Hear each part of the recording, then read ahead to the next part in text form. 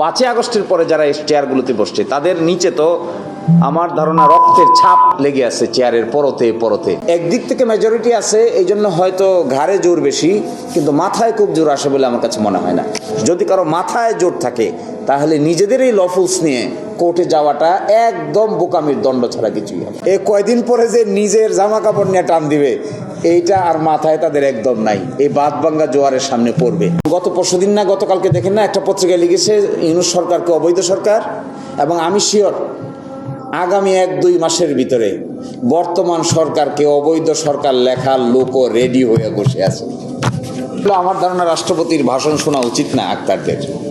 রাষ্ট্রপতি যখন ভাষণ দিবেন তখন চলে আসা উচিত সংসদ থেকে, আবার যখন তিনি চলে যাবেন তখন আবার সংসদে যাওয়া উচিত। ওই সময়টুকু তাকে তার কথা শোনার কোনো প্রয়োজন আছে বলে আমার কাছে মনে হয় না। আর 3 নম্বর হলো, আমি খুবই আশ্চর্য হয়েছি, কোর্টে বিএনপি মেকানিজম করে মামলা করেছে। আচ্ছা, এত কাঁচা মেকানিজম কেউ করে যা সব বোঝা যায়, সব দেখা যায়? আমার মনে হয় এদের বুদ্ধি শুদ্ধি কম। এত যে কম বুদ্ধি এটা আমি আগে ভাবি না। আমি ভাবতাম খুব সফিস্টিকেটেড ইন্টেলেকচুয়াল পিপল, যাদের capacity is very high, intellectually খুবই সেন্সিবল, এরকম মনে হইতো আমার কাছে। কিন্তু যে কাণ্ডটা কোর্টে ঘটাইছে, 2টা উকিল ম্যানেজ করছে, আরেকটা চেম্বার ম্যানেজ করছে, নিজেদের কয়েকটা আইনজীবী ম্যানেজ করছে, অ্যাটর্নি জেনারেল অফিসকে বলছে তোমরা অপোজ করো। এগুলো যে করছে এরা আবার সব কই দিচ্ছে। একই কারবার। কোর্টে গিয়ে যখন আমরা বললাম যে একই কারবার, এটা তো কোর্টের বিষয় না, এটা তো হলো বিষয়টা তো হলো রাজনীতিবিদদের আলাপ আলোচনা করে বাইরে সেটেল হয়েছে। কোর্টের ফাংশন কি? আপনারা 2জন বসে কিভাবে বুঝবেন দেশে বিপ্লব ঠিক হয়েছে না বেঠিক হয়েছে? আপনারা 2জন বিচারক, তার মধ্যে একজন হলো আবার এই সরকারের আমলে অ্যাপয়েন্টেড বিচারক। তো আমি কোর্টে বললাম দাঁড়ায়, আচ্ছা মাই লর্ড, যদি এটা যায় তা আপনিও তো যান। যদি সংস্কার প্রস্তাব পুরাটা চলে যায় তা আপনি থাকেন? কারণ যে অর্ডিন্যান্সের আলোকে আপনি অ্যাপয়েন্টেড হয়েছেন, এই অর্ডিন্যান্স তো এই সরকার আসার পরে, অভ্যুত্থানের পরে 133টা অর্ডিন্যান্সের একটা অর্ডিন্যান্স হলো বিচার বিভাগের অ্যাপয়েন্টমেন্টের জন্য একটা কমিশন গঠন করে নিয়োগ। ওই কমিশনের অধীনে আপনিও নিয়োগপ্রাপ্ত। আপনি এটার বিরুদ্ধে রুল দিচ্ছেন, তা আপনি থাকবেন কই? একটা রক্তের উপর দাঁড়াইয়া এই কথা, এই কাজ করা যায়? আশ্চর্য ব্যাপার। আমার তো ধারণা এই প্রতিটা চেয়ারের পিছনে ছোপ ছোপ রক্ত আছে, যে চেয়ারগুলোতে পরবর্তীতে সংস্কারের পরে যারা বসছে।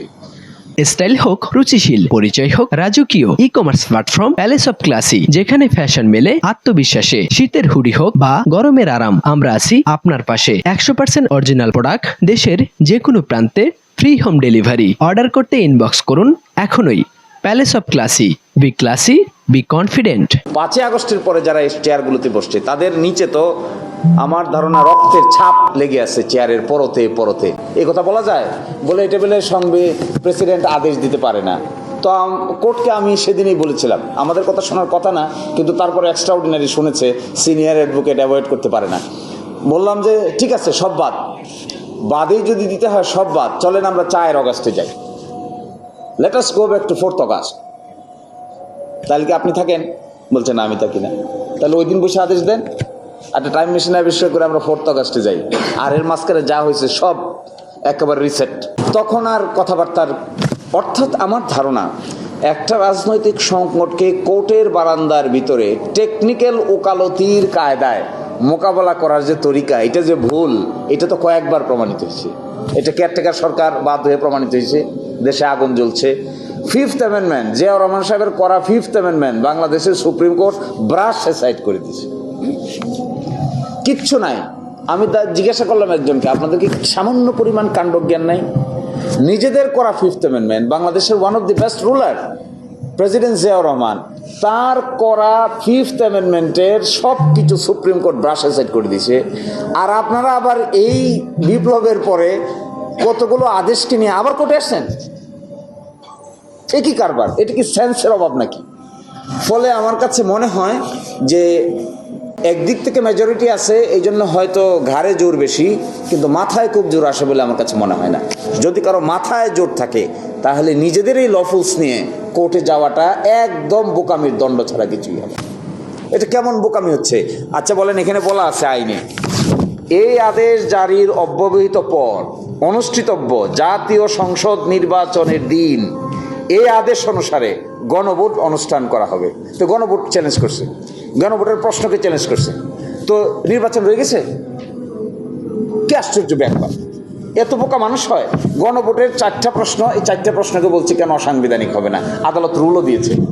তাহলে এই যে বাকি অংশ একই দিনে যে জাতীয় সংসদ নির্বাচন হলো তার কি হবে? মাথায় একদম না। এবং গত পরশুদিন না গতকালকে দেখেন না, একটা পত্রিকায় লিখেছে ইউনূস সরকারকে অবৈধ সরকার, এবং আমি শিওর আগামী 1-2 মাসের ভিতরে বর্তমান সরকারকে অবৈধ সরকার লেখার লোকও রেডি হয়ে বসে আছে। এবং আমি বলছিলাম যে এটা হলো প্যান্ডোরার বক্স ওপেন করতেছেন, বুঝতেছেন না তো? তো কেউ বলে যে কেমন করে প্যান্ডোরার বক্স? যে এমন এক প্যান্ডোরার বক্স ওপেন করতেছেন যা ঘুরে ফিরে নিজের দিকে আসবে, এবং এমনভাবে নিজের দিকে আসবে যেটা আপনারা ট্যাকেল দিতে পারবেন না। তাহলে আপনি শুরুটা আটকাচ্ছেন না কেন? এটা তো ওই যে আমাদের এলাকা সুনামগঞ্জ, এখানে বর্ষার সময় জ্যৈষ্ঠ মাসে পানি আসে, প্রথম একটা সামান্য ফাটা হয়, তো এই ফাটা দেওয়া সামান্য একটু পানি ঢুকে 1 ঘন্টার ভিতরে এমন পানির স্রোত বাড়ে আর বাঁধ টাদ দেওয়া কোনো কিছু আটকানো যায় না।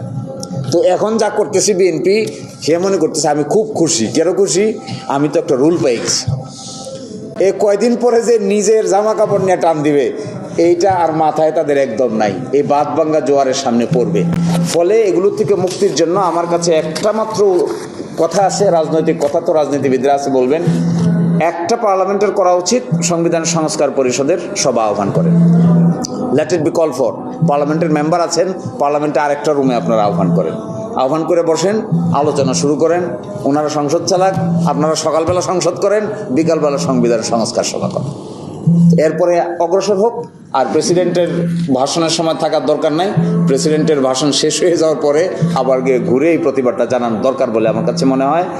আর এই সমস্যাটার সমাধান যদি বের করতে পারে সংবিধান সংস্কার সভা বসে, তাহলে আমার ধারণা একটা নতুন ডাইমেনশন হইতে পারে ইন পলিটিক্স। আর থার্ড হলো, আমি মনে করি একই সাথে কনস্ট্রাকটিভ ভূমিকা পালন করার জন্য এনসিপি সহ সকলেরই এই শ্যাডো মিনিস্ট্রির কনসেপ্টে গিয়ে সরকারের উপর একটা প্রচণ্ড ওয়াচডগ ক্রিয়েট করা দরকার।